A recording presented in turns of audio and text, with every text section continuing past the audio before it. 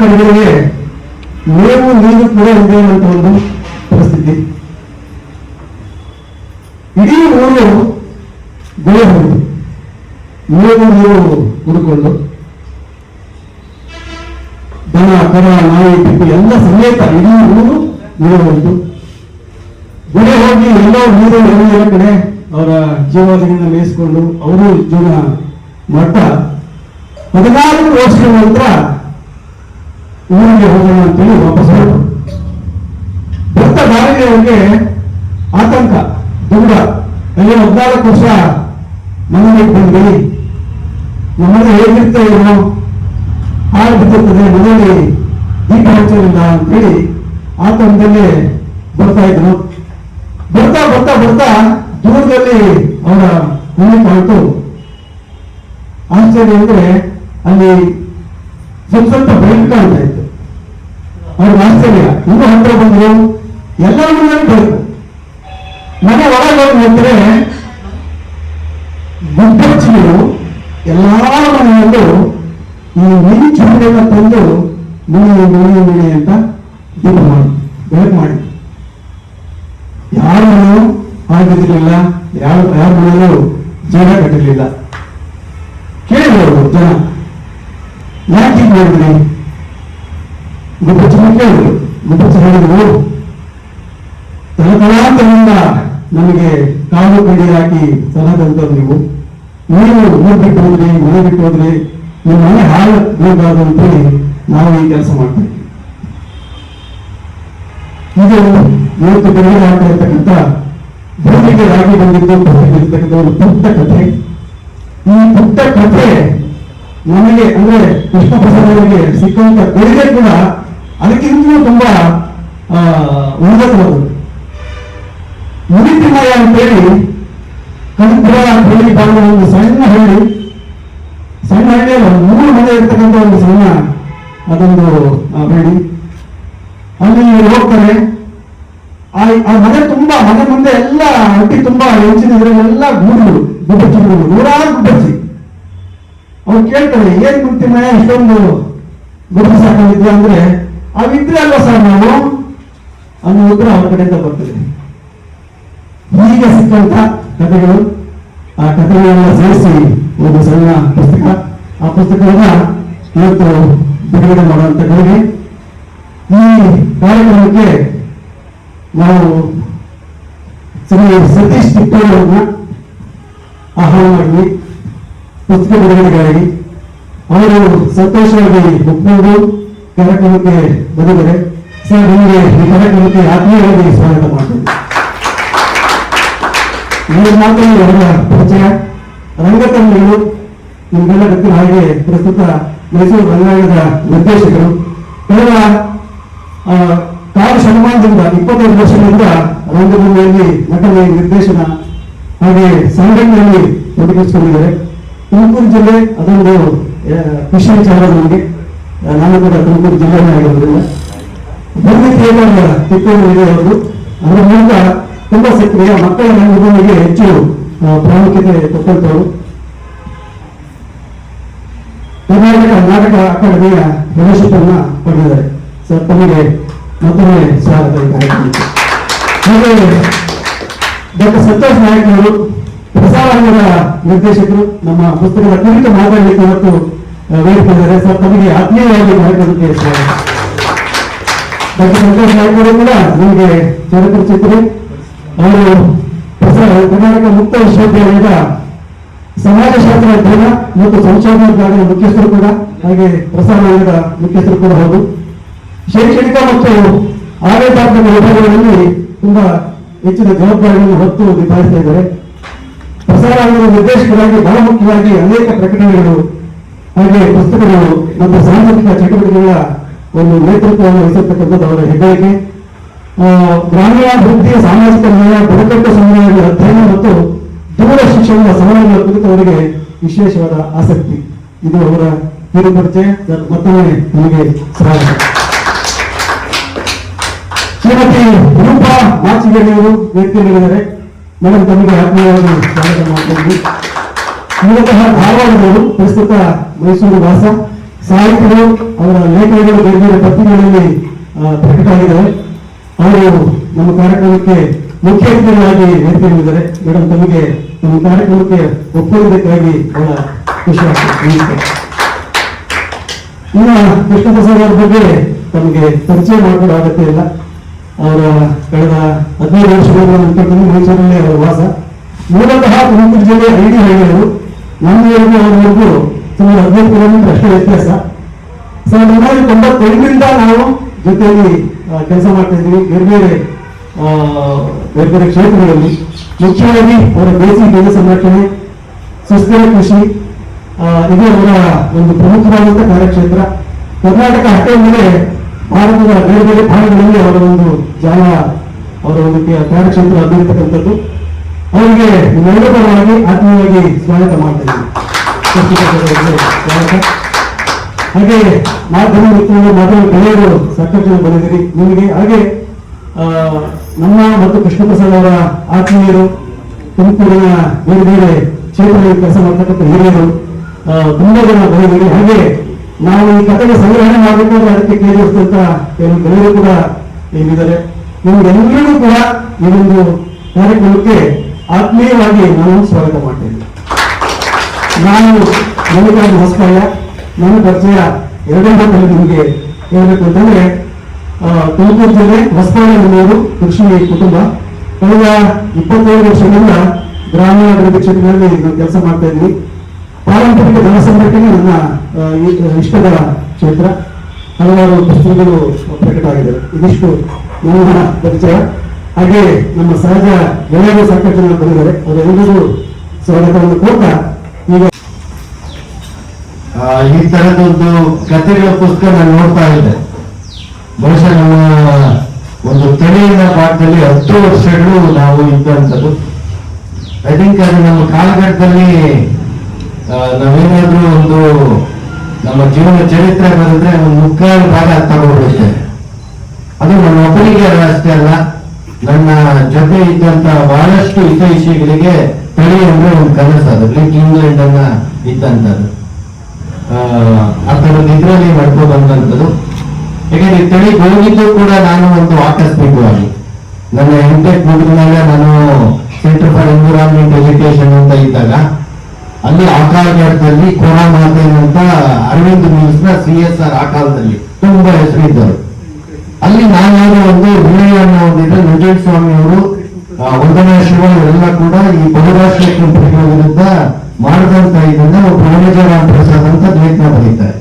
ನಾನು ನನ್ನೇನೋ ಏನೆಲ್ಲ ಕನ್ನಡ ಇರಬೇಕು ಅಂದ್ಕೊಂಡು ಒಂದು ಕಾಲವಾಗ ಮೇಡಮ್ ನಮ್ಮ ಶೇಖರ್ ಗುರುಗೆಲ್ಲ ಗೊತ್ತು, ಒಂದು ರೈತರ ಹಕ್ಕುಗಳನ್ನ ನೀವು ಅಂತಾರಾಷ್ಟ್ರೀಯ ಮಟ್ಟಕ್ಕೆ ತಗೊಂಡೋಗಿದ್ದು ಬಹಳ ಹೆಮ್ಮೆ ಆಯ್ತು ಅಂತ ಅಂದಿದ್ದಕ್ಕೆ ಅಥವಾ ಒಂದು ಕಾರ್ಡ್ ಹಾಕಿದ್ದೆ. ಅವರು ಅಲ್ಲಿಂದ ಇದು ನಾವು ಬೆಂಗಳೂರಲ್ಲಿ ಒಂದು ರೈತ ಹಕ್ಕುಗಳ ಮೇಲೆ ಕಾರ್ಯಾಗಾರ ಮಾಡ್ತೀವಿ, ನೀವು ಬರಬೇಕು ಅಂತೇಳಿ ಅದು ಮೇಲಕ್ಕೆ ಕೋರಾಮಾತನನ್ನು ಕಳಿಸಿತ್ತು. ಕೋರಾಮಾತನವರು ಈ ದೇಶದ ಸಾವಯವ ಚಳವಳಿಯ ಹುಟ್ಟು ಹಾಕಿದರು. ಬರ್ನಾಡು, ಕಾಡಾಲಿಸು, ಕೋರಾಮಾತೇನು, ವಂದನಾ ಶಿವ ಇವರೆಲ್ಲ 80ರ ದಶಕದಲ್ಲಿ ನೀಲಗಿರಿ ಯುದ್ಧದ ಹೋರಾಟದ ಹಿನ್ನೆಲೆಯಲ್ಲಿದ್ದರು ಮತ್ತು ಸಾವಯವ ಚಳವಳಿಯನ್ನು ಹುಟ್ಟಾಕ್ದಂತ ಮೊದಲಿಗರು. ಕೋರಾಮಾತೆ ನಮ್ಮ ಸೆಂಟರ್ ಫಾರ್ ಎನ್ವಿರಾನ್ಮೆಂಟ್ ಎಜುಕೇಶನ್ ಕೂಡ ಮಲ್ಲಿಕಾ ಸಾರಾಭಾಯಿ ಇರೋದು. ಏನೋ ಒಂದು ದೊಡ್ಡ ಸಂಚಲನ KPI ನೋಡ್ಲಿಕ್ಕೆ ಬಂದಿದ್ದಾರಂತೆ ಕೋರಾಮಾತೇನ್ ಅಂತ. ಹಾಗಾಗಿ ಅದಾದ್ಮೇಲೆ ವಂದನಾ ಶಿವರ ಒಂದು ಇದಕ್ಕೆ ಬಂದು ಅದನ್ನ ನಾನು ಒಂದ್ಸಲ ತಂದ ತಳಿಗೆ ತಾಕ್ತೀವಿ. ಈ ತಳಿಯನ್ನು ದೂರ ಏನಿಲ್ಲ, ಆನೇಕಲ್ಲಿಂದ 40 ಕಿಲೋಮೀಟರ್ ಇಲ್ಲಿ ಅಶೋಕೆಲ್ಲ ಕುಂತವ್ರೆ. ಇದು ಒಂಥರ ವಿಚಿತ್ರವಾದ. ಅಲ್ಲಿ ಎಲ್ಲರಿಗೂ ಕೂಡ ತೆಲುಗು ಗೊತ್ತು, ತಮಿಳು ಗೊತ್ತು, ಕನ್ನಡ ಗೊತ್ತು. ತೆಲುಗು ಓದೋದು, ಕನ್ನಡ ಮನೇಲಿ ಮಾತಾಡೋದು, ತಮಿಳುನಾಡಲ್ಲಿ ಇರೋದು, ಅದರ ಕೆಲಸಕ್ಕೆಲ್ಲ ಬೆಂಗಳೂರಿಗೆ ಬರೋದು. ಇನ್ನು ಸ್ವಲ್ಪ ಮುಸ್ಲಿಮು ಈ ತರ ಪಕ್ಕದ ಮನೆಯಲ್ಲಿದೆ, ಉರ್ದು ಗೊತ್ತು, ಮರಾಠಿನೂ ಗೊತ್ತು. ಇಂಥ ವಿಚಿತ್ರವಾದ ಊರು. ಅಲ್ಲೇ ಭಾಷೆ ಕೂಡ ಹಂಗೆ ಇತ್ತು. ಸಮಯ ಹೀಗೆ ಎಕ್ಸ್ ಬಂದೆ ಅನ್ನೋದು, ಬಸ್ ಕಳಿಸ್ಬಿಟ್ರೆ ಎಕ್ಸ್ ಬಂದೆ ಅನ್ನೋದು ಎಲ್ಲ ಮಿಶ್ರವಾದಂತ ಭಾಷೆಗಳದು. ಬಟ್ ಅದ್ಭುತವಾದಂತ ರೋಡ್ ಕಾಲಘಟ್ಟದಲ್ಲಿ ನಮ್ಮನ್ನೆಲ್ಲ ಕೈ ಹಿಡಿದು ತೇಜಸ್ವಿ ಅವರು ತುಂಬಾ ದೊಡ್ಡ ಫಾರಿಗಳು. ನಮ್ಮ ಇಡೀ ಪ್ರತಿಯೊಂದು ಕೂಡ ತೇಜ ಅಂದ್ರೆ ನಮ್ಗೆ ಒಂಥರ ನಾವು ಓದಿದಂತ ಡಿಗ್ರಿಗಳು, ಸೆಕೆಂಡ್ ರ್ಯಾಂಕು ಇವೆಲ್ಲ ನಮಗೆ ನಗಪಾಟರು. ಅದೆಷ್ಟು ನಮ್ಮ ಮನೆ ನಮ್ಮ ಜಾತಿಗಳನ್ನ ಹೀಯಾಳಿಸ್ಕೊಂಡಿದೀವೋ, ನಗಪಾಟು ಮಾಡ್ಕೊಂಡಿದೀವೋ ಗೊತ್ತಿಲ್ಲ. ನಮ್ಮ ಜಾತಿಯಲ್ಲಿ ನಮ್ಮಷ್ಟು ಬೈಕೊಂಡ್ರೆ ಯಾರೂ ಇಲ್ವೇನು, ಅಂದ್ರೆ ಅಷ್ಟೊತ್ತಾನೆ ಜಾತಿ ಧರ್ಮವನ್ನೆಲ್ಲ ದಾಟ್ಕೊಂಡಂತ ಸ್ಥಿತಿಗಳು. ಬಟ್ ನಮ್ಮ ಅದು ತುಂಬಾ ಅಂದ್ರೆ ನಾವು ಎಷ್ಟು ಈ ಕಾಲಘಟ್ಟದ ಇದು ಏನು ನಾವು ಅಂದ್ರೆ ಅಂತಿಂತ ನಾವು ಶಿವಪಾಲ್ ಅಂತ ಇವತ್ತು ಅಮೆರಿಕದ ಒಂದು ದೊಡ್ಡ ಸೈಂಟಿಸ್ಟ್ ಆಗಿದ್ದಾನೆ. ಶಂಕರ್ ನಾಯಕ್ ಅಂತ ಒಂದು ದೊಡ್ಡ ಸೀಟ್ ಕಂಪನಿ ನೆದರ್ಲ್ಯಾಂಡ್ಸ್ ಅಲ್ಲಿದ್ದಾರೆ. ಇನ್ನೊಬ್ಬ ಶ್ರೀಕಾಂತ್ ಅಂತ ಅಶೋಕ್ ಅಲ್ಲಿದ್ದಾರೆ, ಇದು ಆಸ್ಟ್ರೇಲಿಯಾದಲ್ಲಿದ್ದಾರೆ. ಇದ್ದಂತ ಎಲ್ಲ ಹುಚ್ಚರುಗಳು ಇದ್ದಿದ್ದಂಥದ್ದು. ಅದರಲ್ಲೂ ಅಶೋಕ್ ಇದು ಶಂಕರ್ ನಾಯಕ್ ಹೇಳ್ತಾ ಇದ್ರು, ಲಂಬಾಣಿ ಹುಡುಗ ನಮ್ಮ ಎಲ್ಲ ಮನೆಗಳು ಕೆಲಸ ಮಾಡಿ ನಾನು ಓದಿಸೋರೆ ಮನ್ಸಂಟ ಕರೆದ್ರು ನಾನು ಓದಿಲ್ಲ ಅಂತ. ಅಂದ್ರೆ ಈ ತರದ ಒಂದು ಬದ್ಧತೆಗಳಿದ್ದಂಥದ್ದು.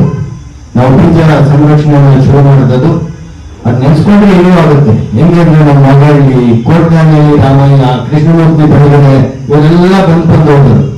ಇನ್ನು ದೊಡ್ಡ ದೊಡ್ಡ ವಿಜ್ಞಾನಿಗಳೆಲ್ಲ ಬಂದು ಹೋದರು, ಅಂತಾರಾಷ್ಟ್ರೀಯ ಮಟ್ಟದ ವಿಜ್ಞಾನಿಗಳಿದ್ರು.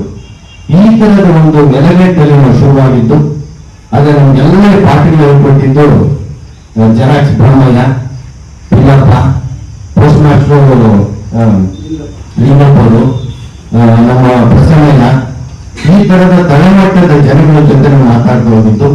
ಹೇಳ್ಬಾರ್ದು ಒಂದು ಅದ್ಭುತಗಳು. ನಾನೊಬ್ಬ ಕಥೆಗಳು ಬರೆಯಕ್ಕೆ ಇಕ್ಕಬಿಟ್ಟಿದ್ದೀನಿ, ಅದನ್ನ ಹೇಳ್ಬಾರ್ದು.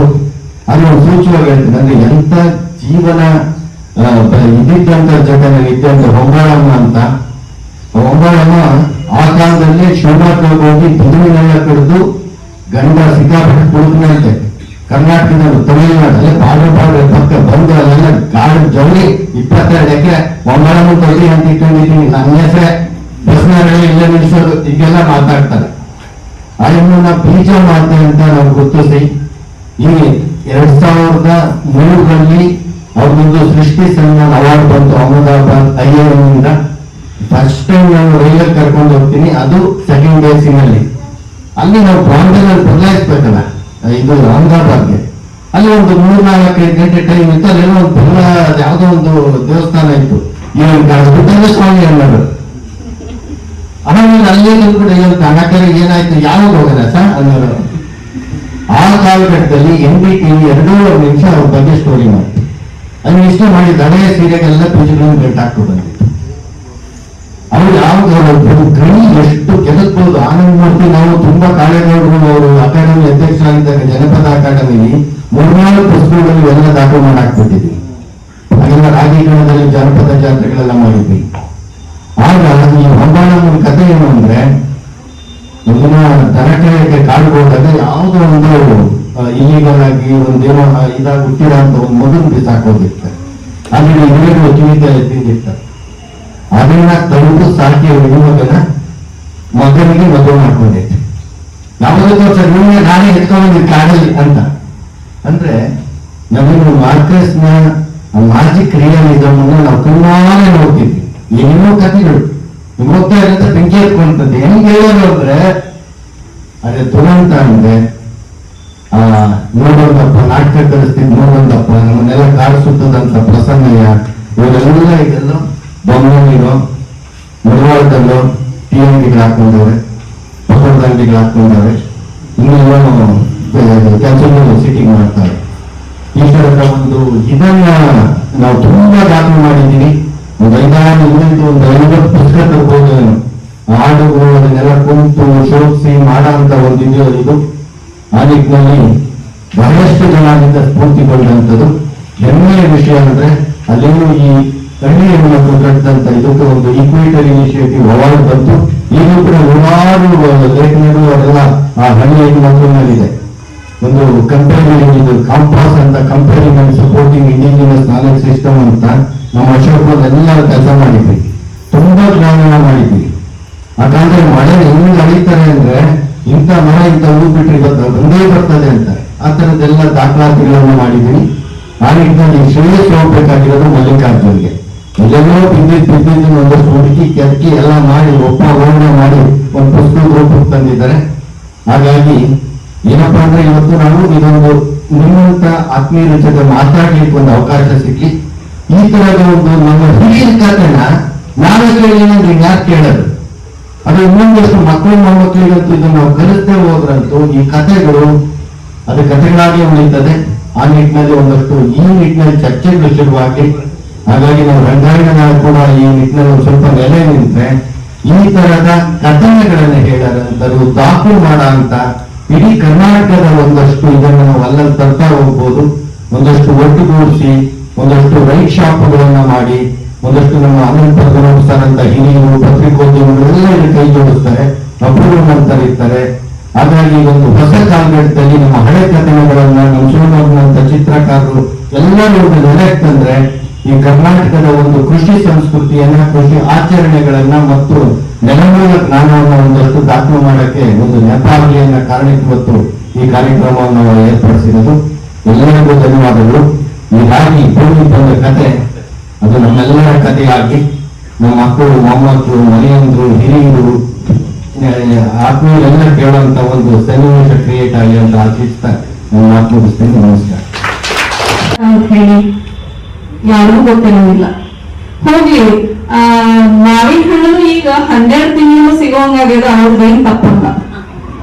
ಸಂತೋಷ್ ನಾಯ್ಕ್ ಅವ್ರು ಹೇಳಿದ್ರು, ಇರಿಬಿ ಮತ್ತ ಗುಬ್ಬಿಗಳು ನಮಗ ಪರಿಸರದೊಳಗ ರಾಗಿ ಬೆಳಿಲಿಕ್ಕೆ ಬಹಳ ಮುಖ್ಯ ಪಾತ್ರ ವಹಿಸ್ತಾವ ಅಂತ ಹೇಳಿ.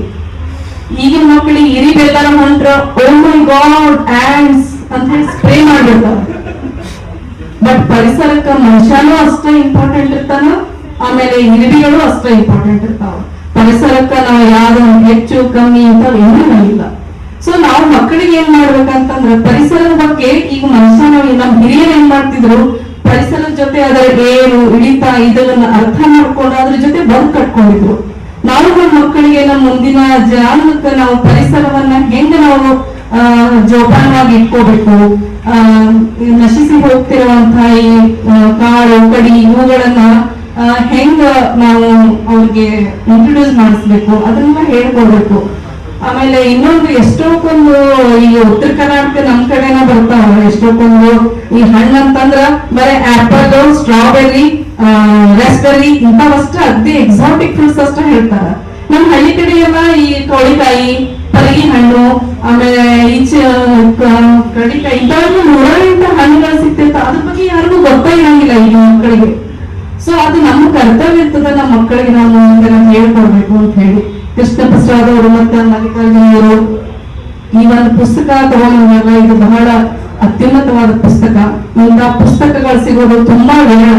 ಯಾಕಂದ್ರ ಅವರು ಇದಕ್ಕ ಮೇಳಗಳನ್ನ ಕಂಡಕ್ಟ್ ಮಾಡ್ತಿರ್ತಾರಲ್ಲ, ಅಲ್ಲಿ ರೈತರನ್ನ ನೀವು ನೋಡ್ಬೇಕು. ಎಷ್ಟೊಂದು ಕಥೆಗಳು ಇರ್ತಾವ ಅವ್ರ ಹತ್ರಕ್ಕ, ಎಷ್ಟೊಂದು ಅವರ ಜೀವನ ಬದುಕು, ಆ ಪ್ರದೇಶದ ಜಾನಪದ ಸೊಗಡು ಎಲ್ಲ ಕಡೆ ನಮ್ಗೆ ನೋಡ್ಲಿಕ್ಕೆ ಸಿಗ್ತದೆ.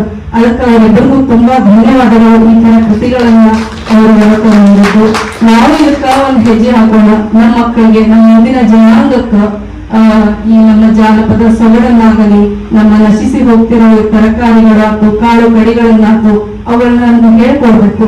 ಈ ರೀತಿ ನಾವು ಒಂದು ಸಹಾಯ ಮಾಡಿದಂಗ ಪರಿಸರಕ್ಕೂ ಒಂದು ಸಹಾಯ ಮಾಡಿದಂಗ ಅಂತ ಇಷ್ಟ ಹೇಳಿ ನನ್ನ ಮಾತನ್ನು. ಕೃಷ್ಣ ಪ್ರಸಾದ್ ಅವರೇ ಹಾಗೂ ಈ ಪುಸ್ತಕಕ್ಕೆ ಕೂಡ ಮಾತಾಡೋದು ನಮ್ಮ ಜೊತೆಗೆ ಸಂತೋಷ ನಾಯಕ್ ಅವರೇ, ಮತ್ತೆ ಇವೆಲ್ಲ ಸಹೋದರರೇ, ಒಂದು ಸಾರಿ ಅನ್ಸುತ್ತೆ ಈ ಭೂಮಿ ರಾಗಿ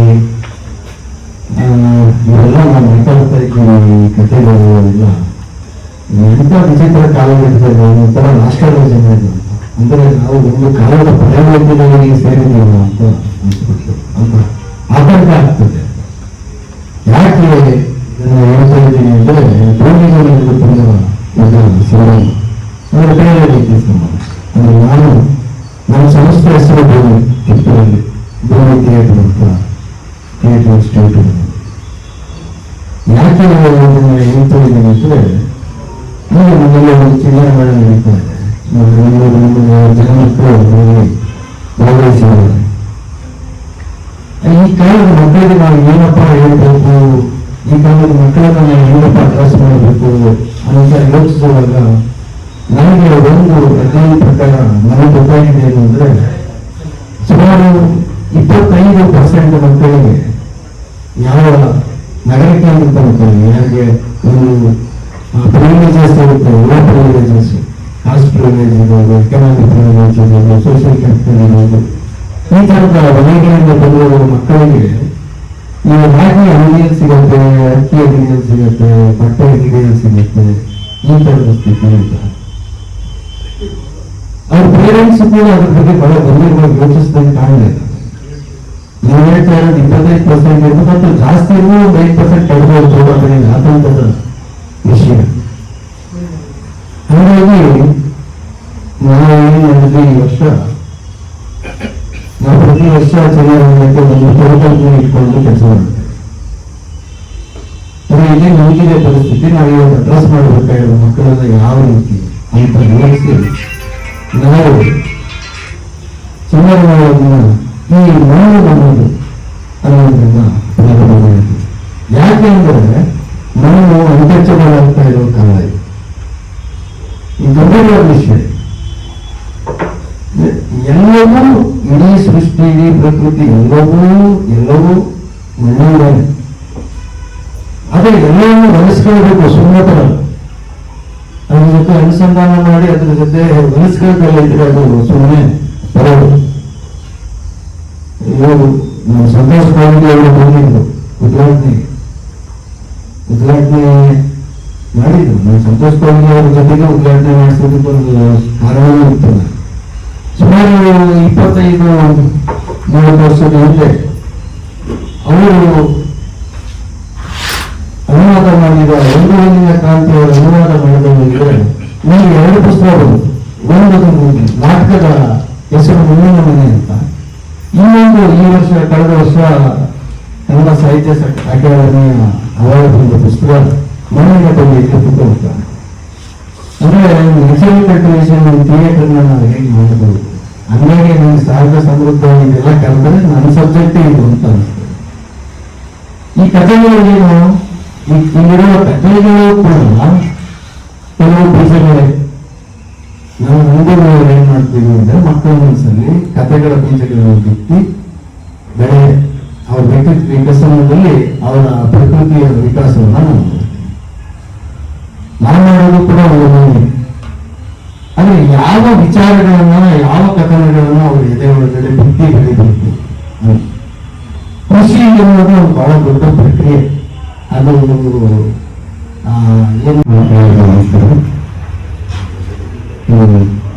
ನಾನು ಪುಸ್ತಕ ಬಿಡುಗಡೆಗಳಲ್ಲಿ ಹೆಚ್ಚು ಮಾತಾಡಿಲ್ಲ, ಸುಮ್ಮನೆ ಹೋಗ್ತೀನಿ ಒಳ್ಳೆ ಪುಸ್ತಕ ಬಂದ್ರೆ. ಮೊನ್ನೆ ಕೃಷ್ಣ ಪ್ರಸಾದ್ ಸರ್ 4 ದಿನದಿಂದ ಇದು ಕಳಿಸ್ಕೊಡ್ತೀನಿ. ನಾನು ಬಹಳ ಆಸಕ್ತಿ ಎಲ್ಲ ಕತೆ ಹೋದೆ. ತಮಾಷೆ ಅಂದ್ರೆ 4 ಕತೆ ನಮಗೆ ನಮ್ಮ ಮನೆಯಲ್ಲಿ ನಮ್ಮ ಅಜ್ಜಿ ತಾತಂದ್ರೆ ಹೇಳಿದ್ದು ಅದು ಬಂದಿದೆ ಅದರಲ್ಲಿ. ಯಾಕಂದ್ರೆ ಈ ಪ್ರಸಾರಾಂಗ ನಿರ್ದೇಶಕ, ಸಮಾಜಶಾಸ್ತ್ರ ಇವೆಲ್ಲ ಆಗಕ್ಕೆ ಮೊದಲು ನಾನು ಊಟದಾಗಿಂದ ಹೊಲ, ರಾಗಿ ಹೊಲದಲ್ಲೇ ಮಲ್ಕೋತಿದ್ದೀನಿ. ತಾತನಿರ್ತಾ ಇದ್ದೀನಿ. ನಮ್ಮ ಸಣ್ಣ 3 ಎಕರೆ ಜಮೀನು ಇತ್ತು. ಅಲ್ಲಿ ಅವರೇ ಈ ಹರಳು ಮತ್ತೆ ಅಲಸಂದೆ ಎಲ್ಲ ಸಾಲ್ಗಡೆ ಆಗ್ತಿದ್ವಿ, ಎಳ್ಳು ಎಲ್ಲ. ಸೊ ಮತ್ತೆ ಸೊಪ್ಪುಗಳೆಲ್ಲ ಈಗಲೂ ನನಗೆ ಸೊಪ್ಪುಗಳು ಗುಡ್ಸೋದು ಗೊತ್ತು. ಸುಮಾರು ಸೊಪ್ಪು ನನಗೆ ಗೊತ್ತು, ಯಾವ ತಿನ್ಬೋದು ಏನೆಲ್ಲ. ಈಗಲೂ ಜಮೀನಿದೆ ನನಗೆ. ನಮ್ಮ KP ಸರ್ ನೀವೆಲ್ಲ ಹತ್ತತ್ರನೇ ಇದ್ದೀವಿ. ಸೊ ಮೂಲತಃ ಈ ರಾಗಿಯನ್ನ ಬೆಳೆದು ಕೂಡ ತಿಂದು ಕೂಡ ಗೊತ್ತಿರೋ ವ್ಯಕ್ತಿಯಾಗಿ ನಾನು ಪುಸ್ತಕನ ಓದಿದೆ. ಬಹಳ ಖುಷಿ ಆಯ್ತು. ಮುಖ್ಯವಾಗಿ ಇದನ್ನ ಸಂಗ್ರಹಿಸಿ ತಂದಿದ್ದ ಕಾರಣಕ್ಕೆ ಇಬ್ಬರು ಈ ಲೇಖಕರು ಮಲ್ಲಿಕಾರ್ಜುನ ಹೊಸಪಳ್ಳಿ ಅವರು ಮತ್ತೆ ಕೃಷ್ಣ ಪ್ರಸಾದ್ ಅವರಿಗೆ ನಾನು ಅಭಿನಂದನೆಗಳನ್ನ ಸಲ್ಲಿಸ್ತೀನಿ. ಯಾಕೆಂದ್ರೆ ಒಂದು 30 ವರ್ಷದ ಸಂಗ್ರಹ ಬಹಳ ಕಡೆ, ಜಾತ್ರೆ ಕಡೆ ಮತ್ತೆ ಧಾನ್ಯಗಳನ್ನ ಸಂಗ್ರಹ ಮಾಡೋದ್ ಕಡೆ ಎಲ್ಲ ಕಡೆ ಹೋಗಿ ಇವರೆಲ್ಲ ಬಹಳ 30 ವರ್ಷದ ಫೀಲ್ಡ್ ವರ್ಕಿಂದ ಬಂದಿರೋ ಕಥೆ 41 ಕಥೆಗಳಿವೆ.